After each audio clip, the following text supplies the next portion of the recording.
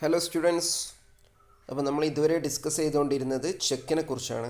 അപ്പോൾ ഒരു ചെക്ക് ലീഫിൽ എന്തൊക്കെയാണ് ഉണ്ടാവുക എന്നൊക്കെ നമ്മൾ ഡിസ്കസ് ചെയ്തു. അടുത്തതായിട്ട് നമ്മൾ ഡിസ്കസ് ചെയ്യുന്നത് essential features of a cheque or requisites of a valid cheque. ഒരു ചെക്കിൻ്റെ പ്രധാനപ്പെട്ട എസെൻഷ്യലായ ഫീച്ചേഴ്സ്, ഘടകങ്ങൾ എന്തൊക്കെയാണ്, അല്ലെങ്കിൽ ഒരു ചെക്ക് വാലിഡ് ആവാൻ ആവശ്യമായ കാര്യങ്ങൾ എന്തൊക്കെയാണ് എന്നാണ് നമ്മൾ നോക്കുന്നത്. Currency notes are legal tender money but cheques are optional മണി.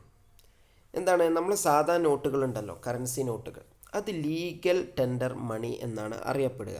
അതിനുദ്ദേശം നമ്മളിപ്പോൾ ഒരാൾക്ക് പേയ്മെൻ്റ് ആയിട്ട് കറൻസി നോട്ടിൽ കൊടുത്താൽ അയാൾക്ക് എനിക്ക് ഇങ്ങനെ പൈസ വേണ്ട, എനിക്ക് ചെക്കായിട്ട് മതി എന്ന് അയാൾക്ക് ആവശ്യപ്പെടാൻ കഴിയില്ല. അപ്പോൾ ഒരാൾക്ക് പേയ്മെൻറ്റ് ഇന്നതിൽ നിരസിക്കാൻ കഴിയില്ല, അതായത് കറൻസി ആണെങ്കിൽ. ബട്ട് ചെക്സ് ആർ ഓപ്ഷണൽ മണി. പക്ഷെ ചെക്ക് എന്നുള്ളത് ഓപ്ഷണലാണ്. രണ്ടുപേരും കൂടിയും സമ്മതിക്കുകയാണെങ്കിൽ മാത്രമേ ചെക്കുമായി ഒരു ഇടപാട് നടക്കുകയുള്ളൂ. Hence there is only A narrow difference between cash and check. അപ്പോൾ ഇങ്ങനെയൊക്കെ ആണെങ്കിലും ക്യാഷും ചെക്കും തമ്മിൽ എന്താണ്, ഒരു വളരെ ചെറിയൊരു വ്യത്യാസം മാത്രമേ ഉള്ളൂ. വൺ ഈസ് മണി, ഒന്ന് മണിയാണ്, അതായത് കറൻസി എന്നത് മണിയാണ്. And other is near money. Cheque എന്താണ്, നിയർ മണിയാണ്, മണിയോട് അടുത്ത് നിൽക്കുന്നത്. അതിനെയാണ് നമ്മൾ എന്ത് പറയുക, നിയർ മണി. പൂർണ്ണമായിട്ട് അത് മണിയല്ല. പൂർണ്ണമായിട്ട് മണിയാണെങ്കിൽ അതെന്താണ്, ലീഗൽ ടെൻഡർ ആവണം, നിയമപരമായിട്ട് ഒരാൾക്ക് നിരസിക്കാൻ കഴിയാത്തതാകണം. അതിനെയാണ് ലീഗൽ ടെൻഡർ എന്ന് പറയുന്നത്. അപ്പോൾ ചെക്ക് എന്താണ്, നിയർ മണിയാണ്. Following are the major features of cheque. ചെക്കിൻ്റെ പ്രധാനപ്പെട്ട ഫീച്ചേഴ്സ് ഏതൊക്കെയാണെന്ന് നോക്കാം. First one, instrument in writing. അതായത് a cheque must be an instrument in writing. Oral orders therefore do not constitute a cheque. Cheque എന്ന് പറയുന്നത് എഴുതിയതായിരിക്കണം. ഒരിക്കലും നമ്മൾ വാക്കാൽ പറയുന്ന ഒന്ന് ചെക്കായിട്ട് പരിഗണിക്കുകയില്ല. A cheque should be written in ink and not by a pencil. മഷി കൊണ്ട് എഴുതിയതാകണം ചെക്ക്. അല്ലാതെ പെൻസിൽ കൊണ്ട് എഴുതിയാൽ പോലും ചെക്ക് എന്ത് ചെയ്യില്ല, ബാങ്കുകാർ സ്വീകരിക്കില്ല. Second feature, an unconditional order. A cheque must contain an order to pay and not a request. ചെക്കിൽ എന്താണ്, ഓർഡറിങ് ആണുള്ളത്, അതായത് ഒരു കൽപ്പനയാണുള്ളത്, റിക്വസ്റ്റ് അല്ല. നമ്മൾ ബാങ്കിനോട് കൽപ്പിക്കുകയാണ് ഇത്ര എമൗണ്ട് ഇന്ന വ്യക്തിക്ക് കൊടുക്കണം, അല്ലാതെ നമ്മളത് ഒരു റിക്വസ്റ്റ് സ്വഭാവത്തിലല്ല ഉള്ളത്. ഇത്ര എമൗണ്ട് കൊടുക്കുമോ എന്ന് നമ്മൾ ചോദിക്കുകയല്ല, നിർബന്ധമായിട്ടും കൊടുക്കണം എന്ന് നമ്മൾ പറയുകയാണ്. The order must B unconditional. വേറെ കണ്ടീഷനൊന്നും ഉണ്ടാവില്ല ആ ഓർഡറിൽ, ഇത്രയേ ഉള്ളൂ. അതായത് ഇന്ന എമൗണ്ട് കൊടുക്കുക, ഇന്ന കണ്ടീഷന് വേണ്ടി എന്നൊന്നും ചെക്കിൽ ഉണ്ടാകില്ല, ഉണ്ടാകാൻ പാടില്ല. If any condition is attached to the instrument it cannot be called a cheque. ഈ ഒരു ഇൻസ്ട്രുമെൻറ്റിന് മേൽ ഇന്ന ഓർഡറിന് ഇന്ന കണ്ടീഷൻ വെച്ചുകൊണ്ടാണെങ്കിൽ അതെന്തല്ല, ചെക്കല്ല. Unconditional order means the payment of the cheque should not depend upon the happening of an event or fulfilment of condition. For example, നമ്മളിപ്പോൾ ചെക്കിൽ പറയാണ് ഇന്ന വ്യക്തി ഇന്ന സ്ഥലത്ത് വന്നാൽ അയാൾക്ക് ഇത്ര രൂപ കൊടുക്കണം. അപ്പോൾ അവിടെ എന്തായി, ഒരു കണ്ടീഷൻ ഉണ്ടായി. അങ്ങനെ കണ്ടീഷൻ വെക്കുകയാണെങ്കിൽ അതെന്തല്ല, ചെക്കായിട്ട് പരിഗണിക്കുകയില്ല. Okay, so the third feature, it is always drawn on a specific banker. ഏതെങ്കിലും ഒരു പ്രത്യേക ബാങ്കറിൻ്റെ മേലായിരിക്കും ചെക്ക് നമ്മൾ എഴുതുന്നത്. അതായത് എന്താണ്, നമ്മളൊക്കെ ചെക്ക് ബുക്ക് ഇഷ്യൂ ചെയ്യുന്നത്, ചെക്ക് ലീഫ് ഇഷ്യൂ ചെയ്യുന്ന ആരാണ്, നമ്മൾക്ക് ഏത് ബാങ്കിലാണ് അക്കൗണ്ട് ഉള്ളത് അവർ. അപ്പോൾ ആ ബാങ്കിൻ്റെ ചെക്ക് ബുക്ക് മാത്രമേ അപ്പോൾ നമുക്ക് യൂസ് ചെയ്യാൻ കഴിയുകയുള്ളൂ. അല്ലാതെ ഒരു ബാങ്കിൻ്റെ പേരിലല്ലാതെ ഒരു ചെക്ക് ബുക്ക് എന്തുണ്ടാവില്ല, ഉണ്ടാവില്ല. Next one, it is drawn only by the customer of a bank. ഒരു ബാങ്കിൻ്റെ കസ്റ്റമർക്ക് മാത്രമേ ചെക്ക് എഴുതാൻ കഴിയുകയുള്ളൂ. A cheque is always drawn by a customer of a bank. Clear ആണ്. The next one, it must be signed by the drawer. The signature of the drawer must agree with his specimen signature. നമ്മൾ ബാങ്കിൽ account start ചെയ്യുമ്പോൾ അവിടെ എന്തുണ്ടാവും, നമ്മുടെ sign ഉണ്ടാകും. അവരതിനെ record ചെയ്തു വെക്കും. എന്നിട്ട് നമ്മൾ ചെക്കിൽ സൈൻ ചെയ്യുമ്പോൾ ആ സൈനും നമ്മുടെ റെക്കോർഡിലുള്ള സൈനും സെയിം ആണോ എന്നവർ ഉറപ്പുവരുത്തും. Otherwise the banks dishonour the cheque. അല്ല എന്നുണ്ടെങ്കിൽ ബാങ്ക് എന്ത് ചെയ്യും, ആ ചെക്കിനെ ഇൻവാലിഡ് ആക്കും. അതിനെ ഡിസ്ഹോണർ ഓഫ് ചെക്ക് എന്നാ പറയാം. ബാങ്ക് എന്ത് ചെയ്യും, ആ ചെക്കിന് മൂല്യം കൊടുക്കില്ല. The next one, the order must be for the payment of money. എന്താണ് ഇതിൻ്റെ ഉദ്ദേശം? This means that the order must direct the banker to pay money only and nothing else. ഇവിടെ പൈസ കൊടുക്കണം എന്ന് മാത്രമേ ഇതിൽ ആവശ്യപ്പെടാൻ കഴിയുള്ളൂ. അല്ലെങ്കിൽ വേറെ ആവശ്യങ്ങളൊന്നും ഇതിൽ എന്താണ് കൊടുക്കാൻ പറ്റില്ല. അങ്ങനെയാണെങ്കിൽ അത് ചെക്കായിട്ട് മാറില്ല. പേ മണി ഒള്ളി, പൈസ മാത്രം കൊടുക്കുന്നതുമായി ബന്ധപ്പെട്ടാണ്. അല്ലാതെ വേറെ ഒരു ആവശ്യവും ചെക്കിൽ നമുക്ക് ഉൾപ്പെടുത്താൻ കഴിയില്ല. അങ്ങനെ ഉൾപ്പെടുത്തുകയാണെങ്കിൽ അതെന്തല്ല, ചെക്കുമല്ല. A certain sum of money only, ഒരു നിശ്ചിത amount money, that is the amount should be clearly mentioned and written in the specific area of the cheque. അയാൾ ആവശ്യപ്പെടുന്ന പൈസ, ഇപ്പോൾ നമ്മൾ ചെക്ക് എഴുതാണ്, ഇന്ന ആൾ ആവശ്യപ്പെടുന്ന പൈസ കൊടുക്കണം എന്നൊന്നും പറയാൻ നമുക്ക് കഴിയില്ല. സ്പെസിഫിക് ആയിട്ട് എത്രയാണ് എമൗണ്ട് എന്ന് നമ്മൾ ചെക്കിൽ വ്യക്തമായിരിക്കണം. എങ്കിൽ മാത്രമേ ബാങ്ക് അതിനെ ഫോർവേഡ് ചെയ്യുകയുള്ളൂ. അപ്പോൾ ഇതൊക്കെയാണ് എന്ത്, ചെക്കിൻ്റെ എസെൻഷ്യൽ ഫീച്ചേഴ്സ്, അല്ലെങ്കിൽ ഒരു ചെക്ക് വാലിഡ് ആവാൻ ആവശ്യമായ കാര്യങ്ങൾ. ഓക്കെ, അപ്പോൾ ഈ പോയിൻറ്റ്സ് നിങ്ങൾ പഠിക്കുക. അടുത്തത്, next we are discussing about kinds or types of cheque. ഏതെല്ലാം സ്വഭാവത്തിലുള്ള രൂപത്തിലുള്ള ചെക്കുകൾ ഉണ്ട്? There are 2 kinds of check. 2 തരത്തിലുള്ള ചെക്കുകളാണുള്ളത്. The first one, bearer cheque. എന്താണ് bearer cheque? A bearer cheque is always payable to bearer. More clearly it directs the banker to pay money to the bearer.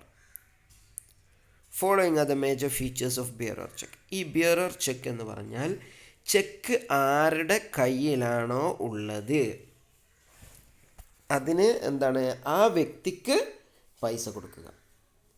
അപ്പോൾ ആ വ്യക്തി, check ആരുടെ കയ്യിലാണെങ്കിലും ആ വ്യക്തി ബാങ്കിലേക്ക് പോയാൽ അയാൾക്ക് പൈസ കിട്ടും. അപ്പോൾ ഇങ്ങനെയുള്ള ചെക്കിൻ്റെ പ്രത്യേകതകൾ എന്താണ്? The name of the payee need not be written on the bearer check.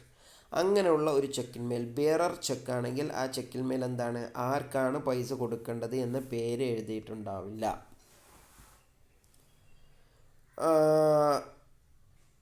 അത് അങ്ങനത്തെ ചെക്കുകൾക്ക് ക്യാഷ് ചെക്ക് എന്നൊക്കെ നമ്മൾ പറയാറുണ്ട്. അപ്പോൾ അതിൽ നമ്മൾ പേ ഇത്ര എമൗണ്ട് എന്ന് എഴുതിയിട്ടുണ്ടാവുള്ളൂ. ഫോർ എക്സാമ്പിൾ, നമുക്കിപ്പോൾ ക്യാഷ് പ്രൈസ് ഒക്കെ കിട്ടുന്നവർക്കറിയാം, ചെക്കായിട്ട് കിട്ടുകയാണെങ്കിൽ ആ ചെക്ക് എന്തായാലും ബിയറർ ചെക്കായിരിക്കും. അപ്പോൾ ആ ചെക്ക് ആരുടെ കയ്യിലാണോ ഉള്ളത് അയാൾക്കാണ് പൈസ കിട്ടുക. അപ്പോൾ അത്തരത്തിലുള്ള ചെക്ക് നമ്മുടെ കയ്യിൽ നിന്ന് നഷ്ടപ്പെട്ടാൽ എന്താണ്, വേറെ ആർക്കെങ്കിലും ആണ് ചെക്ക് കിട്ടുകയാണെങ്കിൽ അയാൾക്കും പൈസ വാങ്ങാം. നേരെ മറിച്ച് നമ്മൾ പേരെഴുതുന്ന ചെക്കാണെങ്കിൽ പേരെഴുതിയ വ്യക്തിക്ക് മാത്രമേ കിട്ടുള്ളൂ. അപ്പോൾ അതാണ് എന്ത്, ബിയറർ ചെക്ക്. അപ്പോൾ ബിയറർ ചെക്കിൻ്റെ ഫസ്റ്റത്തെ ഫീച്ചർ പറഞ്ഞാൽ എന്താണ്, name of the payee need not be written on the bearer cheque. Bearer ചെക്കിൻ്റെ മേൽ ആർക്കാണോ പൈസ കൊടുക്കേണ്ടത് അയാളുടെ പേര് എഴുതേണ്ടതില്ല. The bearer cheque can be transferred from one person to another by mere delivery. Bearer cheque എന്താണ്, ഒരു വ്യക്തിയിൽ നിന്ന് മറ്റൊരു വ്യക്തിയിലേക്ക് ട്രാൻസ്ഫർ ചെയ്യാനുള്ള ഓപ്ഷനൊക്കെ ഉണ്ട്. എന്താണ്, പ്രത്യേകിച്ച് പ്രൊസീജിയറൊന്നുമില്ല. ആ ചെക്ക് വേറൊരാൾക്ക് കൊടുത്താൽ അതിൻ്റെ പൈസ അയാൾക്ക് ബാങ്കിൽ പോയി വാങ്ങാം. The bank shall take the signature of the bearer who encash the cheque at the counter. Check കൗണ്ടറിൽ കൊണ്ടുപോയി കൊടുക്കുമ്പോൾ സ്വാഭാവികമായിട്ടും ബാങ്ക് എന്ത് ചെയ്യും, ആരാണോ ചെക്കുമായിട്ട് വരുന്ന അയാളുടെ ഒപ്പ് വാങ്ങും. അതായത് ചെക്കിൻ്റെ ബാക്കിൽ നമുക്ക് എന്ത് ചെയ്യേണ്ടി വരും, സൈൻ ചെയ്യേണ്ടി വരും. As per the provision of law, a banker needs not establish the identity of the person receiving the amount on a bearer cheque. ഒരു ബിയറർ ചെക്കാണെങ്കിൽ ആ ചെക്കുമായിട്ട് വരുന്ന വ്യക്തിയെക്കുറിച്ച് അയാളുടെ ഡീറ്റെയിൽസ് ഒന്നും ബാങ്ക് അന്വേഷിക്കേണ്ടതില്ല. ബിയറർ ചെക്കാണെങ്കിൽ ബാങ്ക് അയാളെ കൊണ്ട് സൈൻ ചെയ്യിപ്പിച്ച് എമൗണ്ട് അയാൾക്ക് നൽകും. ഇതാണ് bearer cheque. The next one, the second type of check, that is order check. എന്താണ് order check? An order check is a check which is payable to a certain person. ഇതിലാണ് നമ്മൾ എന്ത് ചെയ്യുക, പേരെഴുതുക. Okay, which is payable to a certain person. നിശ്ചിത വ്യക്തിക്കോ ഒരു കമ്പനിക്കോ മാത്രമേ ആ ചെക്കിലൂടെ ക്യാഷ് ലഭിക്കുകയുള്ളൂ. അത്തരത്തിലുള്ള ഒരു ഓർഡറാണ് നമ്മളതിൽ എഴുതുന്നത്. The important features of order cheque are the following. അതിൻ്റെ ഇമ്പോർട്ടൻറ്റ് ഫീച്ചേഴ്സ് എന്തൊക്കെയാണ്? The name of the payee should be mention in the order cheque. Order ചെക്കിൽ എന്താണ്, ആർക്കാണോ പൈസ കൊടുക്കുന്നത് അയാളുടെ പേര് എഴുതിയിരിക്കണം. And order cheque cannot be transferred by mere delivery. It requires endorsement. ഒരു ചെക്ക് എന്താണ്, ഓർഡർ ചെക്കാണെങ്കിൽ വേറെ ഒരാൾക്കും അങ്ങനെ ഡെലിവറി ചെയ്യാൻ കഴിയില്ല, ട്രാൻസ്ഫർ ചെയ്യാൻ കഴിയില്ല. കാരണം എന്താണ്, ഒരു വ്യക്തിയുടെ പേര് അതിൽ എഴുതിയിട്ടുണ്ടാകും. The paying banker should make proper enquiry about the identity of the payee before honouring the check.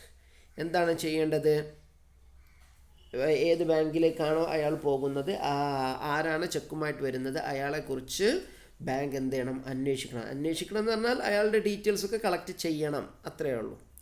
Okay. പൊതുവേ ഓർഡർ ചെക്കാണെങ്കിൽ നമുക്ക് അക്കൗണ്ടിലേക്ക് വാങ്ങാൻ കഴിയുള്ളൂ എന്നൊക്കെ ഉണ്ട്. പല ബാങ്കുകളിലും അങ്ങനെ ചിലപ്പോഴൊക്കെ ആവശ്യപ്പെടാറൊക്കെ ഉണ്ട്. നേരെ മറിച്ച് ബിയർ ചെക്കാണെങ്കിൽ ക്യാഷായിട്ട് തന്നെ നമുക്ക് കയ്യിൽ ലഭിക്കും. ഓക്കെ. അപ്പോൾ ഇതാണ് എന്ത്, bearer cheque and order cheque. Clear ആയിട്ടുണ്ട് എന്നാണ് വിചാരിക്കുന്നത്. അടുത്തത് നമ്മൾ എന്താണ്, ഏതാനും ചില ടേംസ് കൂടി പരിചയപ്പെടാണ്. Cancelled cheque. എന്താണ് cancelled cheque? A cheque that a bank has paid charge to the account holder's account and then endorsed. Once cancelled, a check is no longer negotiable. Cancel check എന്ന് പറഞ്ഞാൽ നമ്മളിപ്പോൾ ഒരു ചെക്കുമായിട്ട് ബാങ്കിൽ ചെന്നു, bank എന്ത് ചെയ്തു, അതിൻ്റെ എമൗണ്ട് നമുക്ക് തന്നു, അല്ലെങ്കിൽ ഓർഡർ ചെക്കാണെങ്കിൽ അത് അക്കൗണ്ടിലേക്ക് ഡെപ്പോസിറ്റ് ചെയ്തു. അങ്ങനെ എല്ലാ പ്രൊസീജിയറും കഴിഞ്ഞ് ആ ചെക്ക് പിന്നീട് എന്താണ്, അതിനെ ക്യാൻസൽ ചെയ്യും. അഥവാ ആ ചെക്ക് പിന്നീട് എന്ത് ചെയ്യാൻ കഴിയില്ല, യൂസ് ചെയ്യാൻ കഴിയില്ല. നമ്മൾ ബാങ്കിലൊക്കെ ചെന്നാൽ കാണും, ചെക്കുമായിട്ട് ചെന്നാൽ അവരപ്പം തന്നെ കമ്പ്യൂട്ടറിൽ അടിച്ച് എല്ലാ പ്രൊസീജിയറും തീർത്തിട്ട് ആ ചെക്ക് ഒന്ന് വെട്ടും, എന്നിട്ട് ക്യാൻസൽഡ് എന്നോ അതിൻ്റെ ആവശ്യമുള്ള ഓർഡർ എന്താണെന്നോ അതിന് എഴുതി വെക്കും. അപ്പോൾ പിന്നീട് പ്രോസസ്സൊക്കെ കഴിഞ്ഞാൽ ആ ചെക്ക് എന്തായി, ക്യാൻസൽഡ് ചെക്കായി. The second one, forged cheque. എന്താണ് forged cheque? It is use to describe a cheque on which the drawer signature is forge or unauthorised. ഏതെങ്കിലും ഒരു ചെക്കിലുള്ള സിഗ്നേച്ചർ കള്ളത്തരത്തിലൂടെ ഇട്ട സിഗ്നേച്ചറോ അല്ലെങ്കിൽ ഒരു അതോറൈസ്ഡ് അല്ലാത്ത വ്യക്തിയുടെ സിഗ്നേച്ചറോ ആണെങ്കിൽ അത്തരത്തിലുള്ള ചെക്കിനെയാണ് ഫോർജ്ഡ് ചെക്ക് എന്ന് പറയുന്നത്. ഇപ്പോൾ എൻ്റെ ചെക്കിൽ നിങ്ങളാരെങ്കിലും സൈൻ ഇട്ട് കൊടുത്താൽ അത് ഫോർജ്ഡ് ചെക്കായി. അല്ലെങ്കിൽ എൻ്റെ സൈൻ തന്നെ നിങ്ങൾ ആരെങ്കിലും വേറൊരു സ്വഭാവത്തിൽ ഇടാൻ ശ്രമിച്ചിട്ട് കൊടുത്താൽ അതും ഫോർജ്ഡ് ചെക്കാണ്. The drawing bank that pays a forged cheque is generally held responsible for the resulting loss. ഒരു ഫോർജ്ഡ് ചെക്കാണെങ്കിൽ ബാങ്കിന് എന്ത് ചെയ്യാൻ കഴിയില്ല, ക്യാഷ് കൊടുക്കാൻ കഴിയില്ല. അങ്ങനെ കൊടുത്താൽ ബാങ്ക് കുറ്റക്കാരനാകും.